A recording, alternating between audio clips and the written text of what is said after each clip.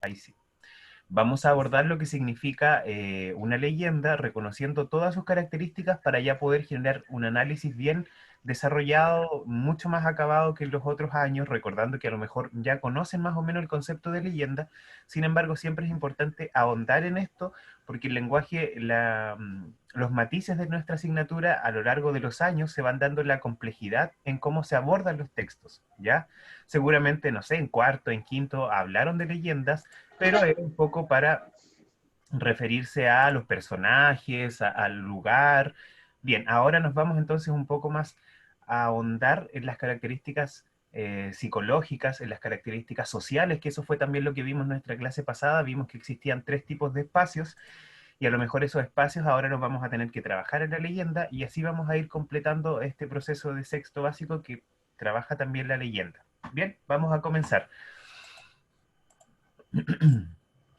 Ya, ahora sí, ahí está el título, ¿cierto? Si no alcanzan a copiar algo, no se preocupen porque esta presentación después yo la dejo en el Classroom, ¿ya? Así es que voy a ir avanzando, tratando de hacerlo lo más lento posible, y si alguien está tomando nota y no alcanza a copiar, después se pone al día, ¿cierto? En la presentación cuando yo la deje en Classroom. ¿Bien? Antes de pasar a la leyenda, ya tenemos que revisar sí o sí la actividad de la clase anterior. Ya yo cuando ustedes me envían sus tareas, yo las reviso de manera súper general.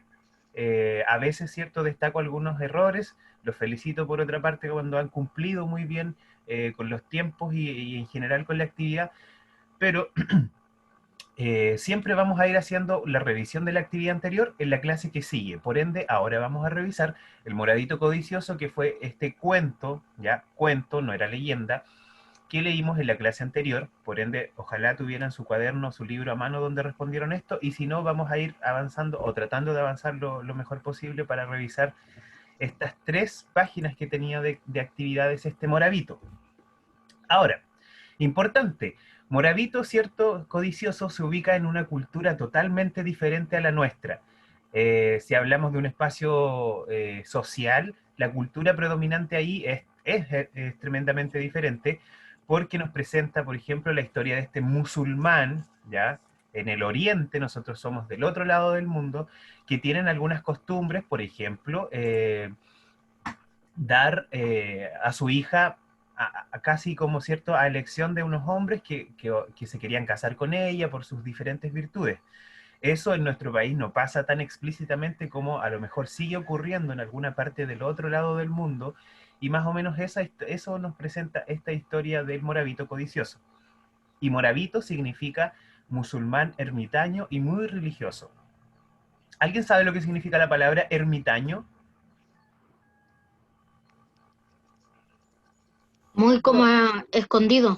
Bien, eso, en lugares recónditos, ¿cierto? Este hombre estaba ahí oculto y vivía, en este caso, se habla de su familia solo de la hija, y es la hija la que finalmente hace que este hombre sea codicioso. Vamos a ver entonces qué le pasaba a este hombre. Tenemos, en los lectópolis siempre aparecen tres colores, ¿ya? Está el color Profe, verde, ¿sí?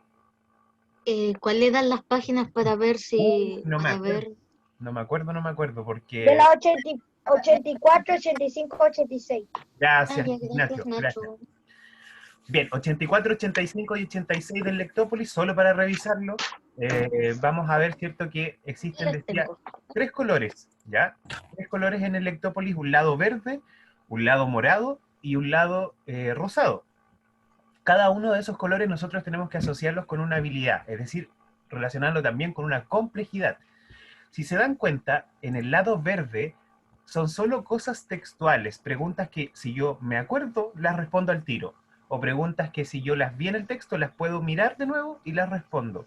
¿Ya? Es decir, la parte verde vendría a ser un poco la más fácil porque es solamente obtener información y ponerla en la respuesta. ¿Ya?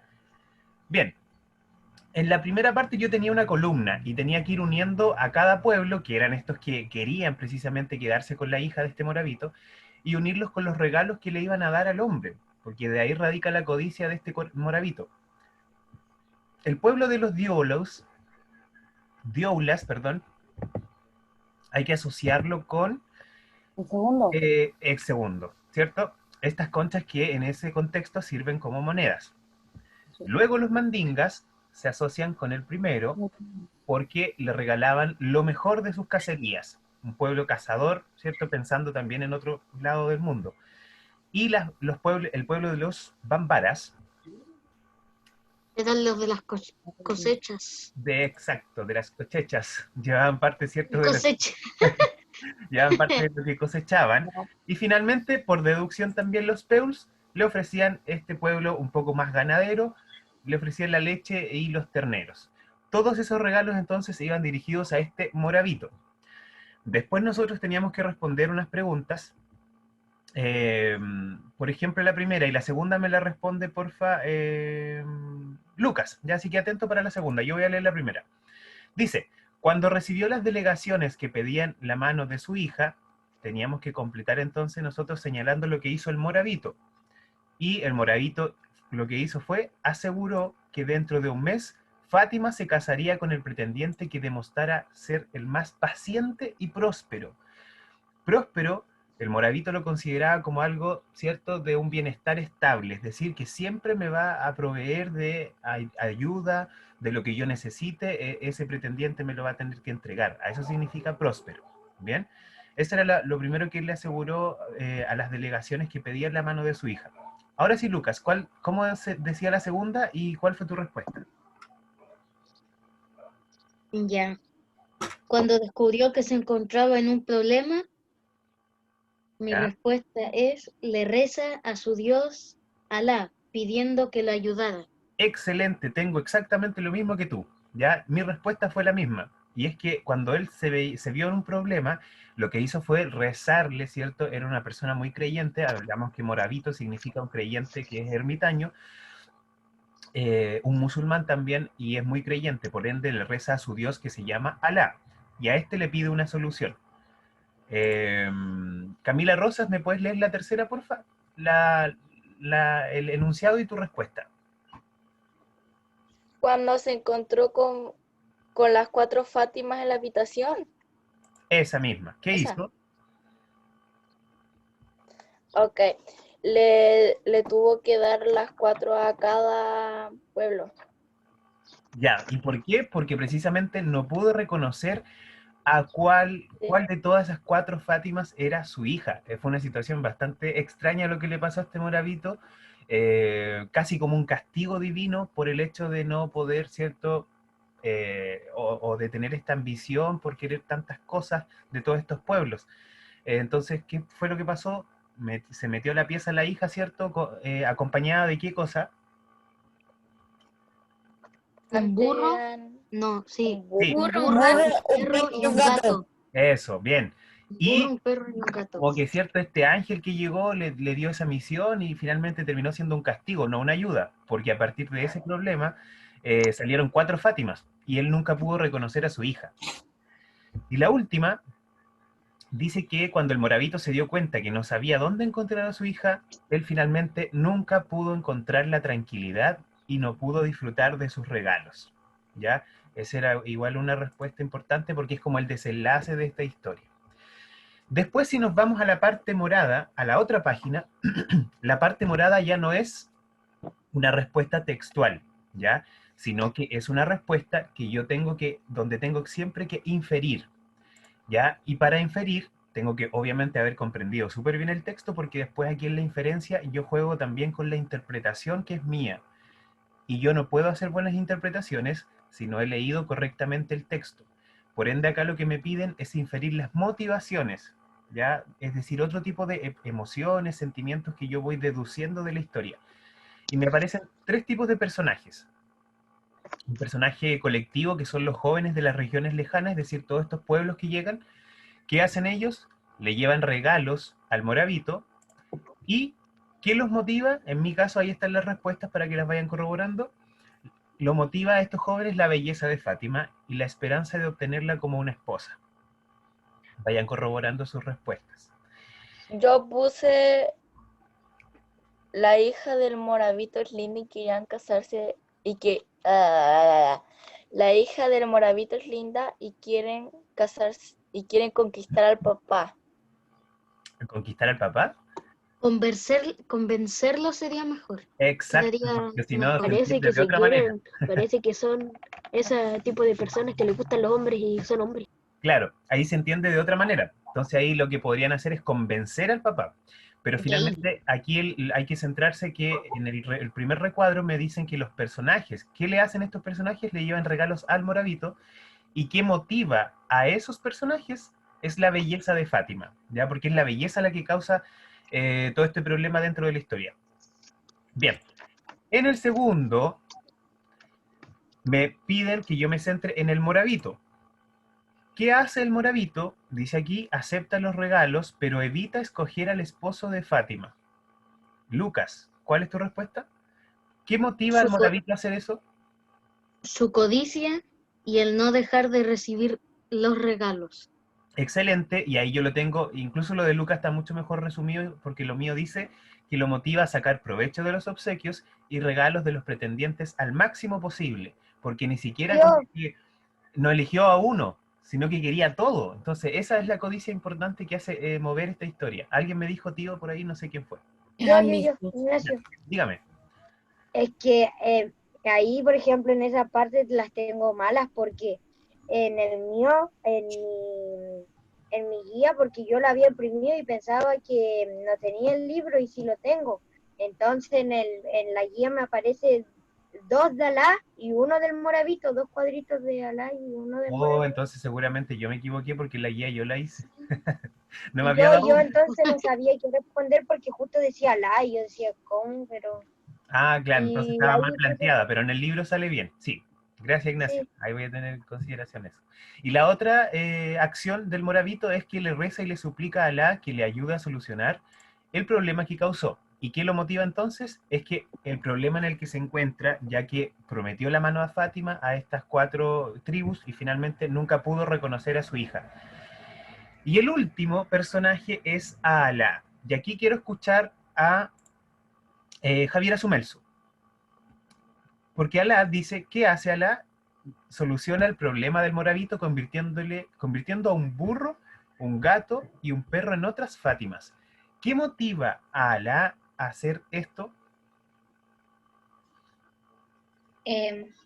Lo motiva su ambición porque él no sabía qué hacer porque fue ambicioso, Pero Alá, ¿por qué le hace esto al Moravito? porque... Ay, espérate.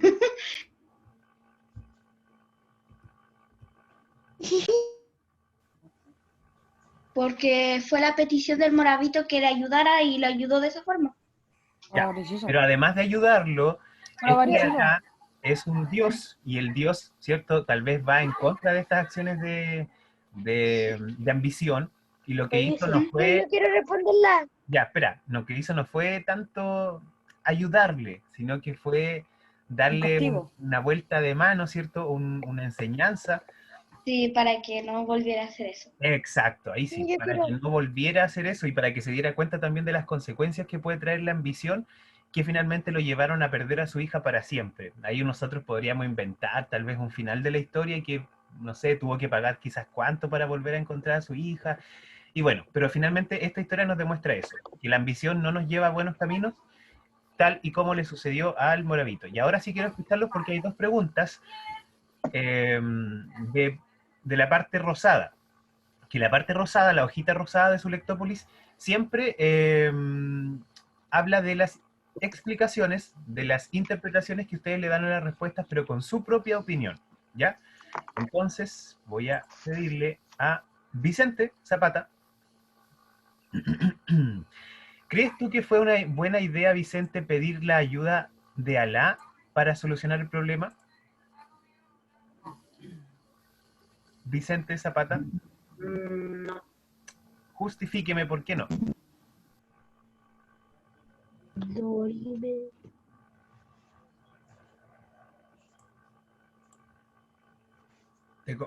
¿La tienes o le pedimos a otro compañero? creo que mi respuesta no está bien. No importa, si no está bien lo arreglamos, para eso es que nos demos cuenta al final de todo si lo hicimos bien o mal. Po. Dila nomás. No, porque debía hacerlo como correspondía. Ya, porque debía hacerlo como correspondía. Sebastián Díaz, ¿quieres responder? ¿Estás levantando la mano? Sí, tío, sí quiero. Ya, dígame. ¿Crees que fue una buena idea pedir la ayuda de Alá para solucionar el problema?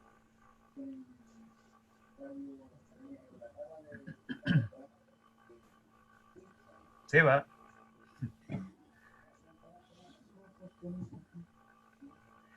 Ya, creo que se pegó Seba ahí en el internet. Ok, Ya, ahora sí, po, responde. yo creo que no, porque yo creo que alguien no espera algo a cambio, que si tú quieres algo, a veces las personas no pueden ver que algo le puede esperar. Por ejemplo, no sé, tú le dices que te dé algo y te va a quitar algo de tu vida. Ya, bien. Ahí yo puse un ejemplo de respuesta porque estas se basan en las opiniones, ¿cierto? Pero para que tengamos una referencia que algo más o menos así debió haber sido. Yo personalmente creo que no fue una buena idea porque debido a que la solicitud provocó precisamente que el Moravito perdiera definitivamente a su hija para siempre.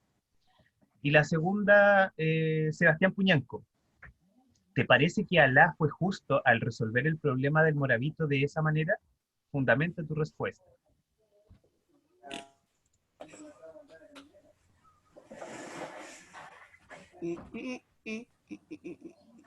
Sebastián Puñanco.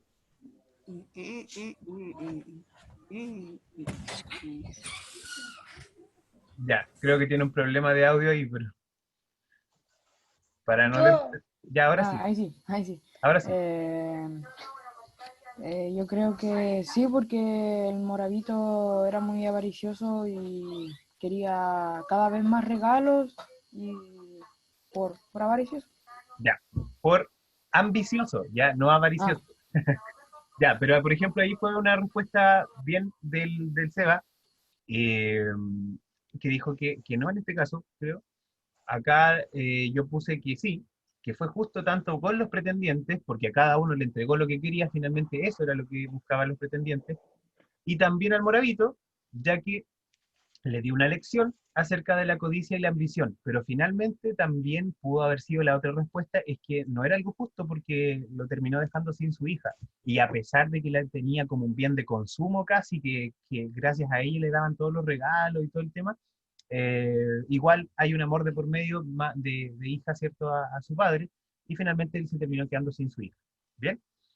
Esa es entonces la revisión general de esta actividad para que la consideren ahí después, incluso esto, como les digo, va a quedar en la presentación y pueden revisar y volver a cambiar su respuesta.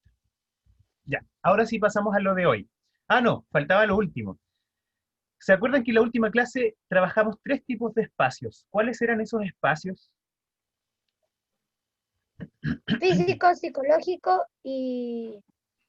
Y, Me olvidé. Físico, Social, psicológico, y Social, social. físico y emocional, emocional No, físico, psicológico y social. y social. Y lo y único social. que tenían que hacer, no era obligación, pero para que lo tengamos claro, dijimos que lo íbamos a revisar también acá. El espacio físico era el lugar donde transcurre la historia. Ignacio Vera, ¿en qué espacio físico transcurre esta historia? En... No lo dice textualmente, ¿ya? Pero, chuta, no tengo el libro al más. oeste de África. No. Algo, Yo. la única referencia, Yo, gracias Camila, la única referencia que había en términos geográficos era el territorio africano. De hecho, hablaba del oeste de África. Entonces, yo podríamos puse poner que eso. en general la historia se basa, ¿cierto?, en territorios africanos. Bien. Camila, aprovechando que hablaste, el espacio psicológico, cuál podrán ser las emociones o sentimientos que están dentro de la historia? Triste porque su hija se fue, ¿Ya? arrepentimiento, codicia. Ya, súper. Recordemos que cuando hablamos de espacio físico, ahí obviamente ahora que estamos interactuando, vale decir tal vez algunas características, pero siempre es importante describir por qué estoy diciendo cuál característica, ¿ya? Y aquí yo puse una en general que dice, ambición del padre por la fortuna que le ofrecía a los pretendientes o los regalos que le ofrecía a los pretendientes, y al finalizar estos sentimientos se transforman en tristeza, por no saber cuál era su hija y finalmente no encontrar nunca más a su hija, ¿ya? Porque nunca supo por qué. Y el espacio cultural, o perdón, el espacio social. ¿Qué podría decir yo del espacio social? ¿A alguien se le Yo, ocurre? yo quiero. ¿Vale? Yo creo que el espacio es como que no era tan bueno porque igual el Moravito se aprovechó mucho de su hija y después como no supo resolver su problema, le pidió a Dios y, y después Dios como que le mandó para que valore más a su hija y valore lo que tenía. Ya, ahí súper bien, dijiste dos cosas súper importantes. Una, que es la cultura como de esta suerte de ambición de las personas por querer conseguir más de lo que, más de lo que en el fondo necesitan, ¿ya? Y lo otro es también que dentro de esta historia hay una cultura también muy ligada a la religión, ¿ya? Porque precisamente Alá, que es un dios, se transforma en un personaje de la historia para participar precisamente de ella y en este caso darle una lección a este personaje principal. Y también hay otra cosa importante, que yo aquí se me había ido lo de Eso, la religión, pero lo de que dijo Ignacio es súper bueno. Eh, yo puse acá que en ese contexto, en esa cultura, es muy común que un padre decida el destino de sus hijos y que les entregue, por ejemplo, a su hija a una familia. ¿Ya? ¿Por qué? Porque esa familia a lo mejor tiene algo de riqueza, hay como términos de intereses de por medio, y que no son intereses de que solamente a la hija le guste un niño, sino que hay dinero, riquezas que están ahí entre medio de una familia y otra. Y eso no se observa acá, ya en nuestra cultura no es así, pero allá sí. Entonces, esa, por ejemplo, también puede ser una característica importante del espacio social, ¿ya? Y yo ahora, en el, perdón, Camila, dime. es que eso quiere decir, es que en el Lectópoli, en la 5 que dice, ¿te parece que Alá fue justo resolver el problema del Moravito en esa manera? Y ¿Ya? yo puse, fue justo para los pretendientes, pero para el padre fue semedia, pero fue injusto para Fátima porque el papá le decidía todo. Sí, po, el papá es el que tiene ahí el poder, el mayor poder dentro de la historia, ¿vale? Ahora sí, revisamos entonces nuestra actividad y nos vamos a la clase del día de hoy. Hoy día entonces vamos a analizar una leyenda aplicando estrategias de comprensión de lectura a través del Lectópolis también, ¿ya? Pero primero, antes de pasar a eso, vamos a ir revisando si es que recuerdan algo acerca de lo que significa la leyenda. Ya tenemos nuestro primer espacio Oh, de, de punto de partida de la clase ¿qué anterior, chingados es eso? que era el espacio físico, el psicológico y el social. Y ahora eso lo vamos a empezar a aplicar ya en otro tipo de texto. Espérenme, silencien sus audios, chiquillos, Parece un hombre lobo. silencien sus audios para que no se empiece a colapsar el sonido. Si alguien quiere intervenir, lo hace, ¿cierto? Pero ahí no tan acelerado también, porque si no se escucha muy fuerte en el resto de los compañeros. Bien, y el tipo de texto que nos va a acompañar, al menos durante esta clase, va a ser la leyenda, ¿ya?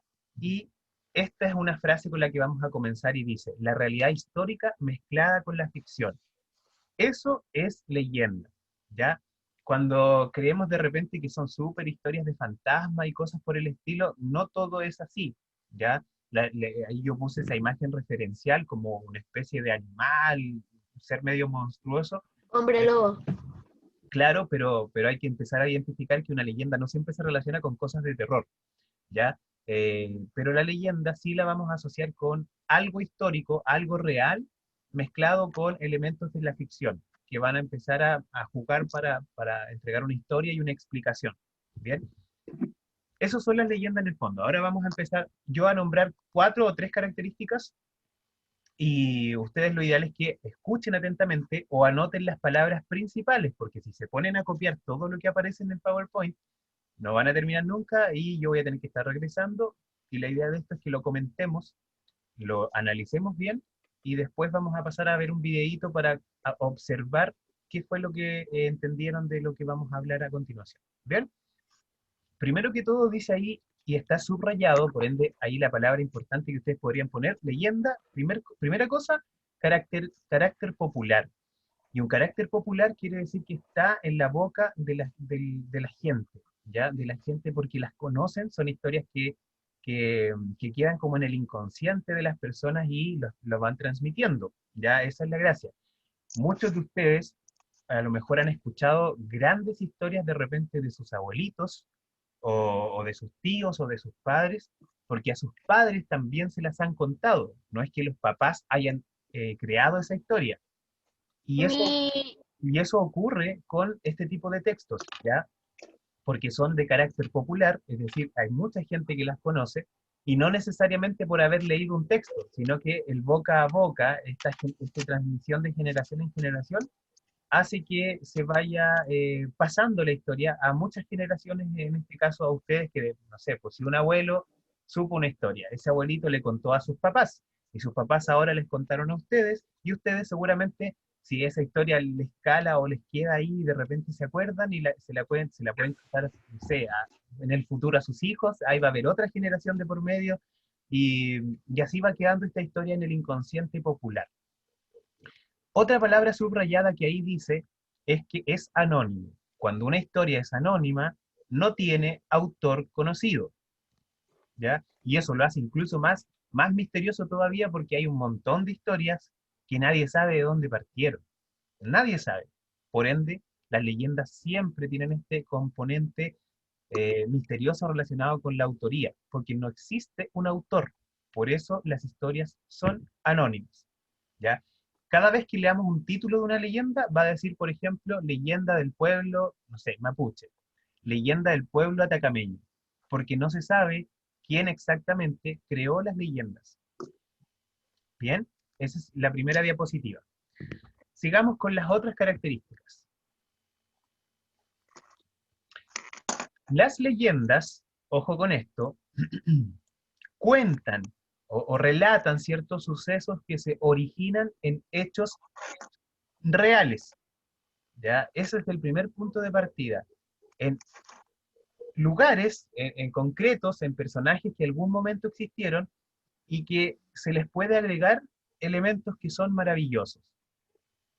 Y aquí es donde de repente empieza a sonar medio un poco, a lo mejor uno empieza a dudar de la credibilidad de una historia porque de repente pasan cosas medio extrañas en las leyendas, por ejemplo, no sé, que una La niña, del Caleuchi, la del Caleuche. espera, por ejemplo, pasan cosas medio leyeron extrañas el, como que una niña, por ejemplo, su padre, el cacique no sé cuánto, la abandonó y la hija quedó llorando en un sector y gracias a ese llanto se formó la laguna Railef, por ejemplo, estoy inventando. Ya ahí, por ejemplo, yo puedo decir que lo real de esa historia es la existencia de un cacique con su familia. ¿Y qué se le agregó a esta historia maravilloso? Este elemento es que el llanto fue capaz de crear una laguna, ¿ya? Entonces ahí van conjugando estos elementos para formar precisamente una leyenda que después se transmite de generación en generación. Cuando, por ejemplo, ustedes van a un parque nacional, de repente hay guías del mismo Parque Nacional que van contando, por ejemplo, no sé, esta es la flor de la ñeñuca, y la historia de esta flor es ta, ta, ta, ta, ta. O vamos ahora a dirigirnos a la laguna o a los saltos del Petrohue. En los saltos del Petrohue existió en algún momento una tribu, no sé de tanto, ya. Ahí es porque les intentamos dar explicación a algunos fenómenos que nos acompañan actualmente, ¿ya? Fenómenos nuestros, locales, es decir, que yo sé que existen en un lugar concreto. Eso es entonces la segunda parte. También obviamente no todos los hechos son reales.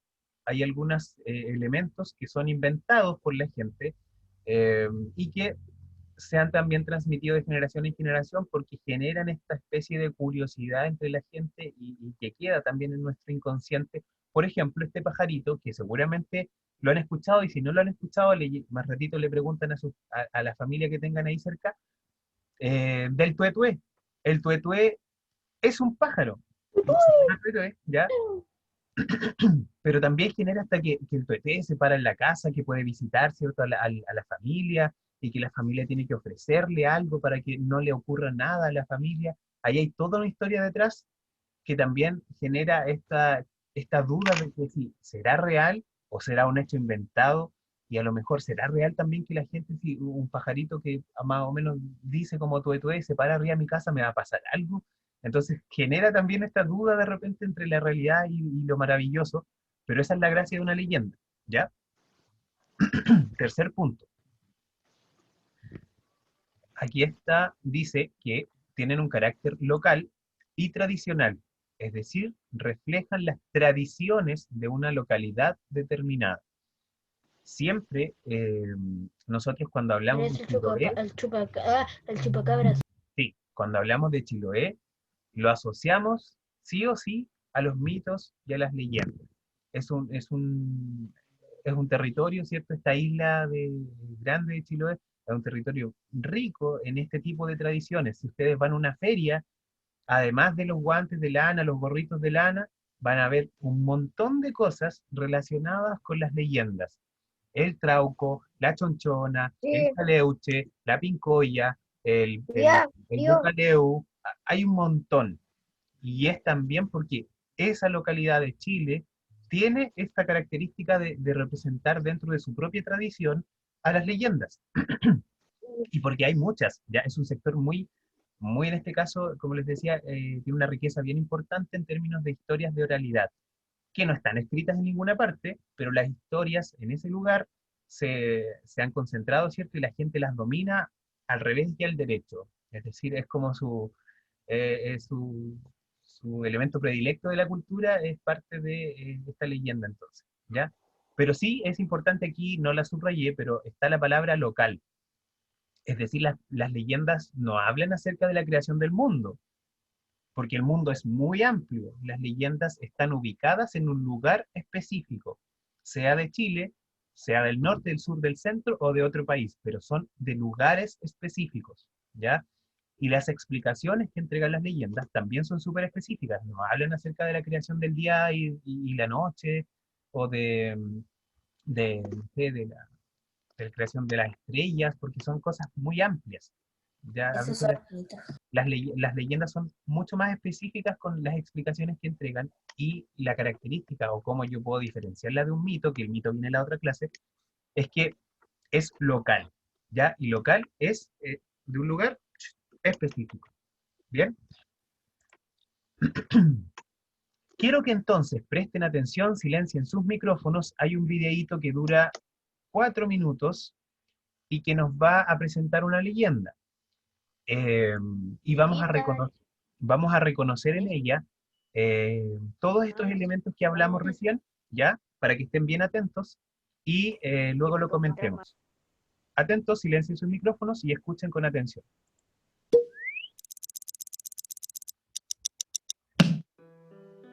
Bienvenidos a un nuevo miércoles de terror, Tic-Tackers. Hoy os vamos a hablar de las Tres Pascualas, una leyenda clásica de la mitología chilena. Ese lo conozco. Cuenta la trágica historia de 3 hermanas que se enamoraron del mismo hombre y el fatal desenlace que eso provocó.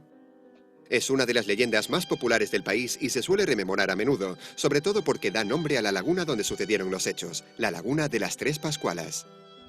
La historia se sitúa en la ciudad de Concepción, en el centro del país, a finales del siglo XVIII.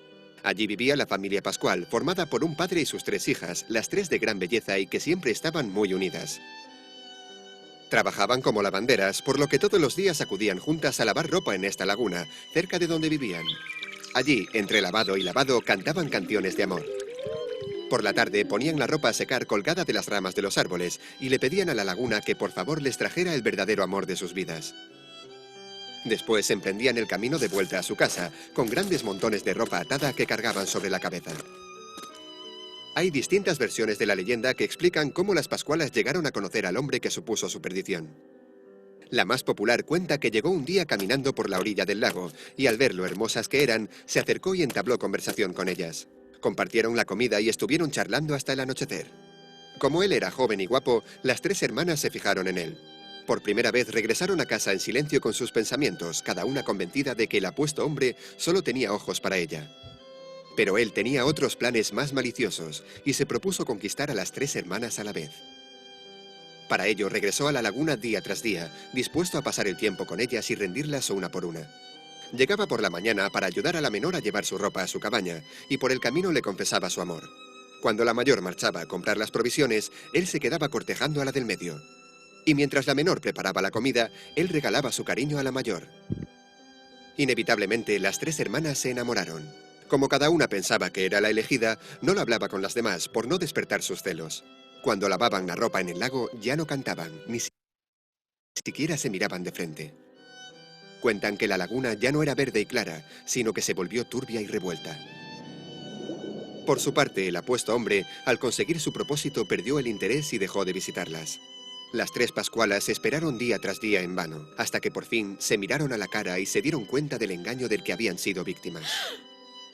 Muertas de pena, decidieron introducirse poco a poco en la laguna, buscando su final. En ese momento, las aguas comenzaron a agitarse formando un remolino, y un temblor sacudió el fondo. Las aguas se desbordaron, y cuando volvieron a su cauce, la laguna había cambiado de forma, a una luna en cuarto menguante. Desde entonces, los lugareños cuentan que de cuando en cuando los espíritus de las tres Pascualas se aparecen en la laguna, en busca de hombres a los que engatusar para llevarlos hasta el agua y ahogarlos, consumando así su venganza por lo que les pasó. Otra de las versiones de la leyenda explica que el apuesto hombre era un forastero que llegó a casa de la familia Pascual pidiendo hospedaje, y estos le acogieron. Cuando volvía por las tardes, se quedaba mirando a las Pascualas, que cantaban con sus trenzas rubias al aire y el atado de ropa sobre la cabeza, y se enamoró perdidamente de ellas. Cada una de las muchachas, en secreto, correspondió su amor, y no sabiendo a cuál de ellas elegir como esposa, citó a las tres en la orilla de la laguna la noche de San Juan. A las 12 de la noche, el forastero llegó remando en un bote, y al ver el reflejo de una de ellas en el agua, desesperado comenzó a llamarla a gritos. ¡Pascuala, Pascuala! Al oír su nombre, cada una de las tres hermanas sintió que les llamaba su amado, y se adentraron en las traicioneras aguas, pero acabaron en la profundidad, ahogadas. Desde entonces se cuenta que cada noche de San Juan a las 12 aparece un bote sobre las aguas, desde el cual se escucha la voz angustiada del joven llamando a las hermanas. La historia de las tres Pascualas es una de las leyendas pasionales más trágicas, que nos recuerda hasta qué punto se puede ser víctima del deseo y del amor.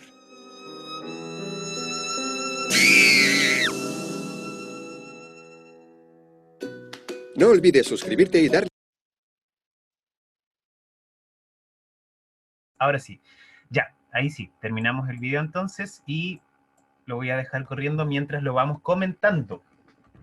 Puede que se vea un poquito lento porque esto del zoom y poner un video dentro del PowerPoint como que queda medio extraño y se va viendo un poco medio cortado, pero se entiende sí, cierto, lo que queremos comentar. Bien, quiero que dentro de este video ustedes me digan por qué es una leyenda. Y quiero escuchar específicamente a Renato Huichalaf. Renato Huichalaf. Que actives tu micrófono y me digas por qué este texto puede ser una leyenda. O es una leyenda.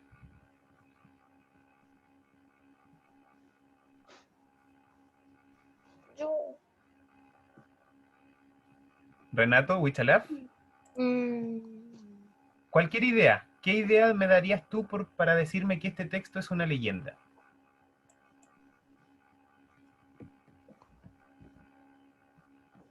¿Nada? No. Ya, no importa. Tienes que, y para el resto también por si acaso, aunque no estén completamente seguros de su respuesta, lo ideal sería que puedan participar y cualquier idea sirve. Ya, si está mala la podemos... Yo sé. Yo quiero Ya, espérenme, pero yo les voy a preguntar para que otros compañeros que no han hablado, por ejemplo, como Rocío Mankel, me vayan interviniendo, aunque sea una idea del por qué, Rocío, este texto es una leyenda. No tengan vergüenza porque nada va a estar malo, sobre todo si lo hemos trabajado. Porque tiene cosas que son reales, pero a la vez tiene cosas que son más fantásticas.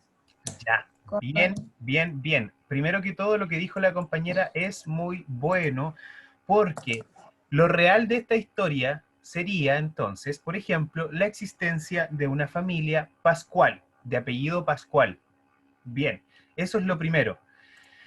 Y además dijo la compañera que se mezcla este elemento real con otro elemento de ficción, y que sería entonces, ¿cierto?, la trágica historia de estas mujeres que se terminan ahogando en esta piscina, en esta laguna, y que la laguna sufre una especie de transformación entre una laguna que era bien seca a otra laguna que toma otra tonalidad. Eso podría ser la primera parte. La familia Pascual existió. Lo otro, ¿alguien más, por favor, que me da alguna característica? Que es una leyenda local. Exacto. ¿Por qué es local, Fernanda? porque se hizo en Concepción, Excelente. no es de todo el mundo. Eso, no es un lugar que yo diga, ¿dónde estará esa laguna para visitarla, que sea tan desconocida? Porque las leyendas, o en su mayoría, siempre nos van a presentar un lugar específico y concreto. Por ende, las leyendas, como dijo su compañera muy bien, son locales. Y esta leyenda de las Tres Pascualas se basa en la localidad de Concepción, que queda en la 8ª región. Tres regiones más arriba que nosotros. Ya, entonces está ahí, está en el centro de la ciudad, de hecho, esa laguna, y que existe en la actualidad. Estefanía, ¿me ibas a decir algo? Es que no tiene autor, se relata sola. Ya, bien. Y también ahí dice la Estefanía que no tiene autor, por lo tanto es una historia anónima.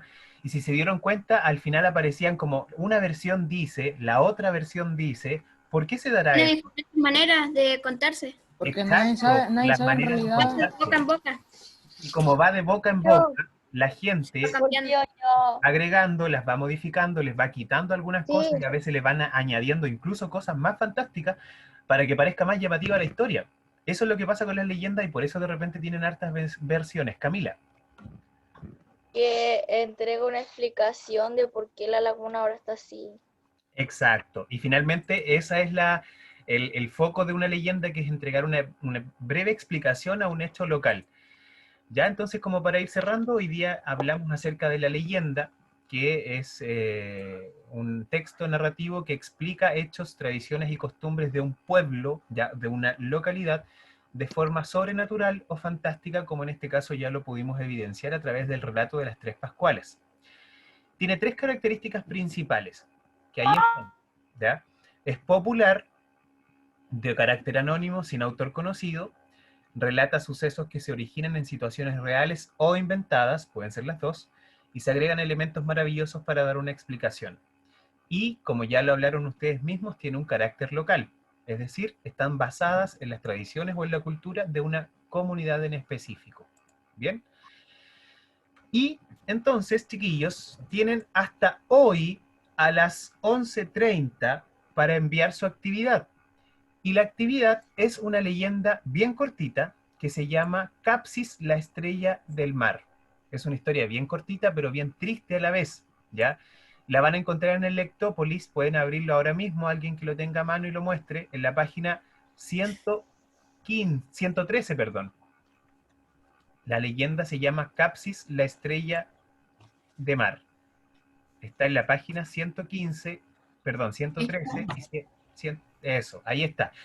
Y que lo muestren para que vean que no es tanto, es solamente media página y la otra página, y de ahí vienen las preguntas que son menos incluso que la semana pasada, ¿ya? Profe, Dígame. ¿le puedo hacer una pregunta? Ah, ya. Lucas primero, porque Lucas me estaba hablando. Ya. ¿Se entrega a las 11:30 de la mañana o de la tarde? De hoy día. Miren, les cuento, yo el otro día les envié un mensaje, pero a veces es cierto, cuando son mensajes muy extensos, uno como que mira un poco nomás ya y lo bajo. Yo les dije que hay plazos siempre, miren, si ustedes se fijan en su horario, hoy día tuvieron clases, ¿qué cursos son? Sexto, ¿cierto? Ya, Sí. aquí yo tengo su horario, lo tengo impreso. Y ustedes tienen lenguaje de 9 a 10 y de 10 a 11:30 no tienen clases. Entonces, ese espacio no está para irse a tirar a la cama, no está para ir a comprar al centro y volver. Se supone que ustedes tienen una mañana de clases. Y entre las 10 y las 11:30, ustedes tienen para hacer una tarea que les dejen en la primera clase. Y en este caso, esta tarea es la del Lectópolis, ¿ya? Por ende, si alguien no pudiera, por alguna razón muy, muy fuerte, él lo puede entregar en la tarde o mañana, pero ya sería lo peor. Por eso les digo que el plazo, y yo lo voy a poner en Classroom al tiro, vence hoy día a las 11:30. Y después en adelante les va a marcar como tarea atrasada. Fernanda. Yo no tengo el Lectópolis. Si no lo tienes, yo siempre subo el texto y las preguntas. Entonces, lo que haría sería la foto de tus respuestas, que pueden ser en el cuaderno, no hay problema, ¿ya? Y el que tiene el Lectópolis me manda la foto de su actividad del Lectópolis nomás, que serían las 2 páginas que están ahí, ¿ya?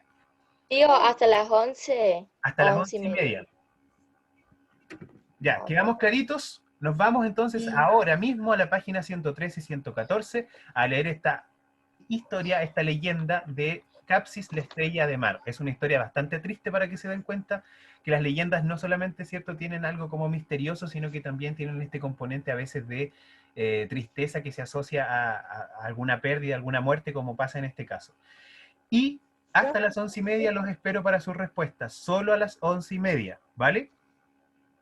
Ya, los dejo entonces, Vale. chicos, que estén bien. Cualquier cosa voy a estar atento. Chao. Para... Nos vemos. Profe, Brian, dime. Chao. es que yo no estoy en mi casa. Yo no estoy en mi casa ahora. Chuta, ya, ahí lo voy a dejar anotadito. El resto, Ya. vale. Pero todavía faltan 10 minutos. Pero mejor. Pero que yo vuelvo a mi casa como en la tarde. Ya, vale. Ahí hablamos. Chao, chao. Ya, chao. Nos vemos. Chao. Chao.